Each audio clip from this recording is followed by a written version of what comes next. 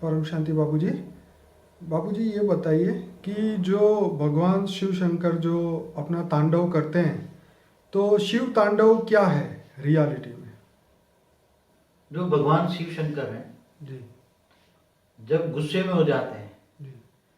तो तांडव नृत्य करते हैं। हम्म अब उनका तांडव नृत्य का रियलिटी ये है कि जब तीनों लोक में कोई नुकसान हो, ऐसी चीज उनकी बुद्धि में आती है, या कोई असुर कोई उल्टा काम करता है, या देवता भी उल्टे काम करते हैं, कोई इंद्र कोई गलत काम करता है, तो इनको गुस्सा बहुत जल्दी आ जाता है।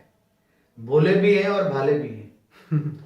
तो भोले होते हैं तो कोई तपस्या करते हैं तो बहुत जल्दी वरदान भी दे देते हैं भगवान शिव, जी शिव शंकर। और जब उनको बुरा लगता है कि जब तीनों लोग भूलोक भूलोक स्वलोक में जब नुकसान होता है तो उनसे सहन नहीं होता, तो गुस्से भी बहुत जल्दी हो जाते हैं। तो जब गुस्से हो जाते हैं तो फिर उनका जो शरीर है, भगवान शिव शंकर का शरीर जो है, कभी कभी 5 तत्वों का होता है, क्योंकि साकार में है ना, शिव का अवतार है शंकर, साकार में है। क्योंकि भगवान शिव जो है वो निराकार, इस ब्रह्मांड के परमधाम के मालिक है। इस ब्रह्मांड का मालिक शिव निराकार है, जो परमधाम में रहते हैं।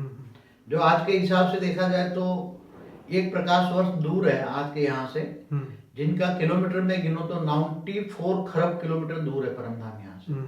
94 खरब किलोमीटर दूर है 1 प्रकाश वर्ष। और इसके नीचे शिव शंकर है, आकारी रूप में रहते हैं। शिव और पार्वती दोनों शिवपुरी में रहते हैं। इसके नीचे विष्णुपुरी है, फिर ब्रह्मापुरी है। तो जो शंकर है वो शिव का अवतार है, साकार में अवतार होता है। तो साकार रूप में हिमालय पे रहते हैं भगवान शिव शंकर। मगर वो हमेशा कभी 1 सेकंड के अंदर 5 तत्वों में, मतलब साकार में, कभी आकारी रूप में, आकारी रूप माना 3 तत्वों में। और जब उनका गुस्सा आता है तो वो उनका शरीर बॉडी हो जाता है आगमय, आग माना अग्नि तत्व का हो जाता है। और जब तांडव करते हैं, गुस्से को तांडव करते हैं, तो अग्नि शरीर जो है उसकी लपटें तीनों लोक में जाती हैं। और नेचुरल, जैसे आज की नेचुरल कैलेमिटी आती है, आग लगती है, तो जैसा ये भूकंप हो रहा है, अर्थक्वेक है, या ये सब।